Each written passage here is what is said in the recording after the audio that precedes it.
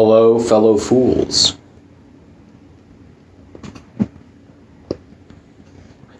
So just a little update on the Pikals. This one was number 2, this one number 1. Now I've made a few dozen of them before. They look kind of like this, but I wanted to take a kind of break, learn what my customers have to say, and just make sure that I don't waste all my materials making something that's not, perfectly refined. So this is the update, actually. From this to this, because one thing I remembered, I put this on after the last video and I carried it around for a while. I remembered that even though it's pretty light in the hand, there's a lot of extra material that's sort of unnecessary. And I realized, Pikals are not like they're not super duty knives. You're not going to be throwing them at, you're not going to be using them for prying things open. You're not going to be they're sort of for delicate use. So I thought, well, I don't actually mind drilling some fat holes and sort of skeletonizing the handle and removing some of the strength from the handle. Like I've always thought, what's the point of skeletonizing a full tang? You might as well do a rat tail, because there's a lot more strength in this type of blade than this, in the handle. But when it comes to Pikals like this, really the most important thing, it's your tip here. You're going to be mainly, this is where a lot of your action is, and yeah, you can actually carve wood really nicely with these. They're not bad for that at all. But again, you might not be batoning these nearly as much as you would be batoning something like this. And so, with everything in mind, I figured, well, I'm going to remove some weight. And it actually feels really good now. Actually, you can sort of feel in your hand that it's that extra weight being taken out actually kind of feels good. I mean, it's what I call constant mass. Like it's just this, this is always going to be this heavy. It's going to walk around everywhere you go with this weight on it on the back. So might as well remove some of it, especially because with Pikals, it makes a lot of sense to use them as neck knives. They really work very well as a neck knife. Belt knife wouldn't really need to be skeletonized. If you have it around your belt, it doesn't really need to be lightened up. So that's why I thought with the next 3 that are coming out, I'm gonna put some fat holes in them. And yeah, they actually feel really good. I'm really happy with these two finger holes too. That feels really good for these as well. And another thing with Pikals that I learned, I think I mentioned this in the last video, is that I never really saw a need for, having a fat handle or scales or some kind of paracord handle. I have the options there, at least for the paracord handle on the Pikals, but you don't really need like scales on it. It's just mostly aesthetic, compared to, for example, something like this, where, for example, here, this one is number 25.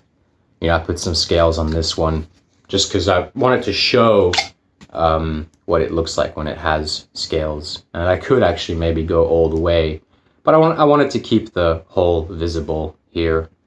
Maybe you don't really need a lanyard on a knife this small, but it's just, I like to see that ring. I don't know, it look cool. So that's what it looks like when it does have scales on there. And it's pretty nice. It looks really good. And you really do want it to be flush, as flush as you can make it, because you don't want that spine really digging into your handle. And one thing that's actually something that's consistent with all these is, you see, I don't do thumb jimping. I don't really like thumb jimping. If you get a cut on your thumb and you dig your thumb into those thumb jimping, that knife is basically unusable. But what I do instead is, I don't know if you can see it, but if you imagine the contact wheel is here, I go at an angle, like 45-degree angle, or is that a 45-degree? Yeah, it is. I go at a 45-degree angle like this, and I put consistent 40 grit marks along the spine, and that acts as friction. So that's actually kind of nice. It works pretty well, actually. And so it's almost like thumb jimping, except it's just 40 grit belt marks on the spine. Actually, maybe this one, you might be able to see it. I don't know. Can't see it. This is number 3. This is before I even had like standard measurements for stuff. So this got the paracord handle on it. It's very cool. I like paracord handle a lot. It's soft, especially on the spine, you see. So if you want to dig into something, it's kind of cushiony. Doesn't, you know, it's very... And then, of course, when your hands get muddy and wet and slippery and there's grease everywhere, that paracord actually digs into your hand still. So I quite like the paracord handles. I think one of these, I think probably this one or this one, I'm going to put a paracord handle on just for the lulz. Now, when you're working with these, actually another thing too is one of the benefits of drilling holes down the tang is that when you're quenching this, that quenching fluid is going through those holes too. So, you know, one thing that you have to be very careful with when heat treating is you don't want to have too stark of transitions between your steel. Like, you don't want to go from thin to super thick to thin again and stuff like that. You want to try and keep everything pretty consistent so you have very, very consistent heat treat throughout the entire profile. And adding, for example, the rivet lock Puukko, the rivet lock hole itself there, see, you're removing a little bit of mass from the center that would otherwise stay hot while everything else is cooling. So by actually kind of drilling there, you are helping that steel cool down a little bit more, because yeah, so you should get a more consistent heat treat. And you know, it's just a nice little addition. I like when I heat treat knives, I heat treat the whole thing. I don't do like these hamons or these little edge dips and stuff like that. It's not good for the steel. That's a whole other discussion anyway. Another thing too, as I was talking before, you see the choils on these make a lot of sense, because when you're skinning stuff and you're working with these kind of like duty knives like that, you want to be able to quickly sharpen it, strop it, all this kind of stuff, and having like a fat choil there really does help make that a lot easier for you. Now these, so when it comes to the old version, it doesn't have a finger groove or a choil or anything like that, and it's kind of difficult to sharpen it that way. So I added this thumb groove that also works as a choil, and that should help you sharpen the knife. And also one thing, you see this one's kind of pointy there, so I also rounded them here a lot so that it doesn't dig into your thumb. And what else? So when you're heat treating these, you see how I leave a lot of metal at the tip. So the next stage will be to sharpen, put the actual edge that you see here. I put that on first here, and then I grind the spine down. And it's all on water cooling. You have to do the water cooling because there's so little metal on the tip.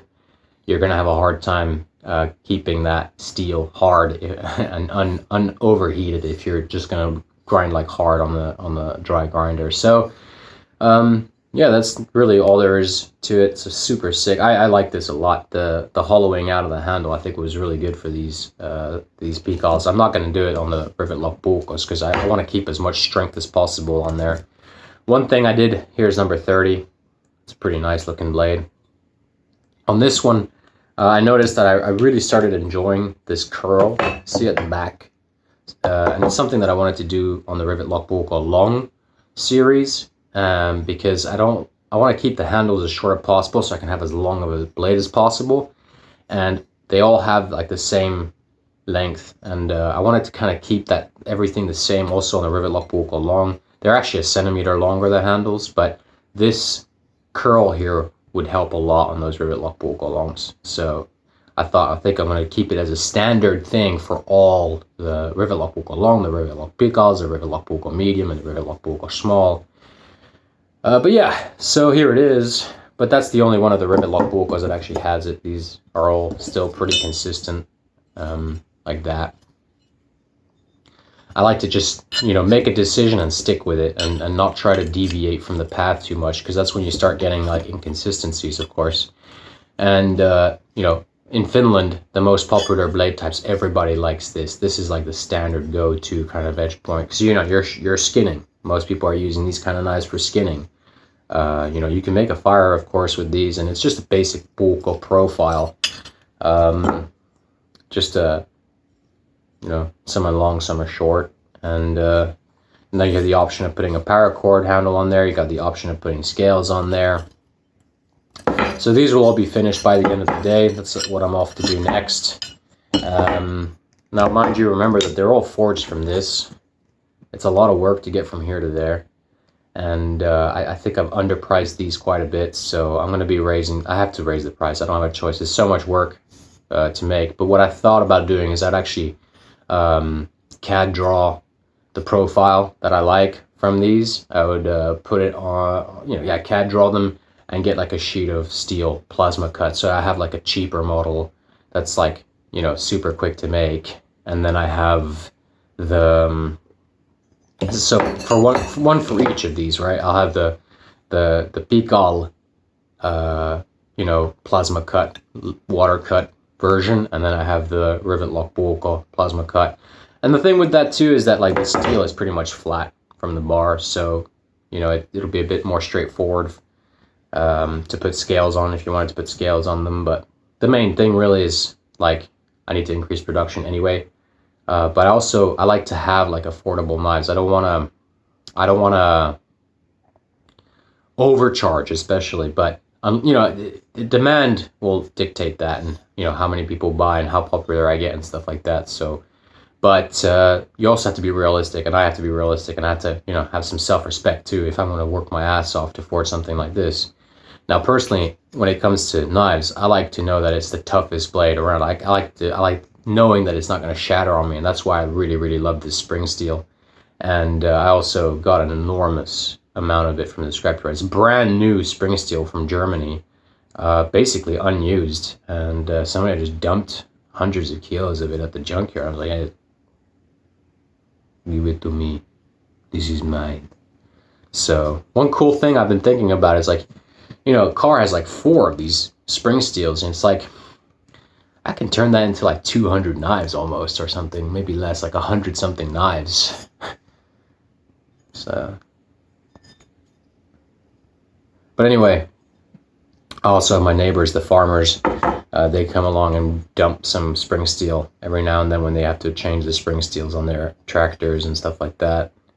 So, but very cool design. This is very, very convenient, very easy to use. I like the full steel aspect, of course, and but I think because there's a store in central Finland that wants to sell my knives, I'm either going to send them full steel version like this. I'll send them a few to see what people think, and then of course I'll do some wrapped handles. But for me to do scales like this, it's just a huge amount of time that I could be using to drill holes and make more of the scalpels. I've talked about that before.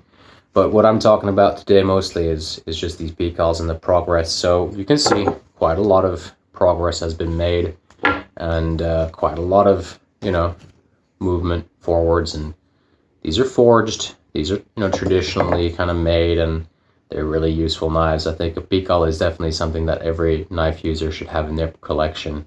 I find it hard to go places without a Pikal. If I go in my workshop, I need my Pikal with me. One of them anyway. So it's one of my favorite designs. It really is like quite a interesting thing, and it only feels like yesterday where that one customer called me. It's like, hey, can you make me a Pikal? And I was like, what's a Pikal? I've never heard of this. And I go and search on Google, and it's like, wow, I've never seen this before. But literally like every single Pikal I've ever made has sold within hours or days. So it's kind of foolish for me to just sit by and not make more. But at the same time, like I said in previous videos, I also don't like to rush things. I don't want to like, oh, everybody wants Pikal, so I'm just going to make a Pikal. Oh, people are buying this and they love it. But then it's still like sort of like an amateur design. I mean, I guess you could say that this is close to amateur design. It's a bit more developed than that. But, from this to this, it's, you can't really, this is better. I mean, of course. And yeah, I just got to do those. Part of the reason why I did these holes is because you feel the weight, this constant mass that these have. You actually do feel it when it's around your neck. But not so much, if it's on your belt, you got it like locked on your belt, it doesn't really mind. But I want to keep these as strong as possible. But the thing is, Pikals are not like heavy abuse knives. You could baton it easily, but it's just when it comes to Pikals, I think the lightweightness is more important than the full strength, going max out on the strength of the blade. Unlike these, where these are sort of expected to be heavy beater knives, you want these to have as much strength as possible. So I'm gonna do as little skeletonizing as possible. And one of the benefits, I don't know if I already said this in this video, but one of the benefits of drilling these holes is you get very consistent heat treat. You're taking mass out of the center of the blade that holds heat the longest when you're quenching. So you get a much more consistent and rapid cooling of the entire profile, which is very important for a strong blade. So I drill the holes for many reasons. You know, it gives the customer an option for full tang, but it also helps with the heat treat, I think, quite a little bit, especially around the choil area here. A lot of people, when they quench, they'll quench tip down. You shouldn't, I don't know, I feel like I quench like this, of course, but the heat from here will keep this area of the knife hot too. So having a choil there, having a hole there, removing a lot of metal, unnecessary metal from the center area here will ensure that you get a better heat treat in that area, and you don't affect the cooling rate close to the heel here, close to the blade. So this one's super cool.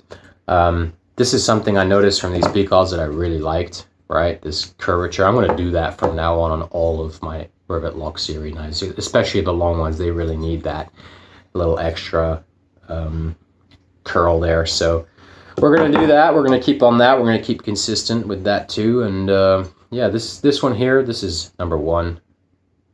So it's a bit vicious looking. This one is number 2. The small one already left. It was already sold.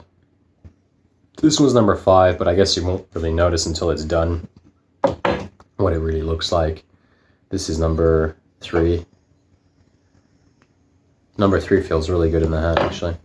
And then number 4. So not much more to it than that, guys. Now, when I forge these, this is the spine here of every knife, and this is the edge of every knife. And that's in case there's any memory left after, before hardening. When I'm hardening, if there's any memory left, it's going to pull the blade up, and it's going to auto straighten. It's going to keep them really straight during the quench. See that? Can't really see it on camera how straight that is. It actually looks warped on camera, but it's very straight. Where's the camera? So yeah, and this one you can actually see clearly that there's no the 40 grit marks going this way for the friction on the spine. You know, like I said, I don't like thumb jimping. That's about it, guys. That's all there is for today. I don't think there's anything that I missed out on. I'll be making more Pikals. It's kind of crazy not to, when they're really like one of the most immediately sold knives that I make. It's just that I want to sell a good product. I don't know exactly what price they're going to be at yet, but I think they're going to be around 80 euros. Plus minus 10, it depends. I need to do the final calculations. The sheaths, you know, the sheaths are pretty pricey. The Kydex is not cheap. And so that really, like, the Kydex really brings the price up alone. But anyway, and of course, you know, each one of these is filed down by hand. Each hole is drilled, you know, individually. This is all done by hand too with a file. Every single one of those, on every single one of the rivet lock pulls is done with a file. So, you know, there's a huge amount of handiwork going involved.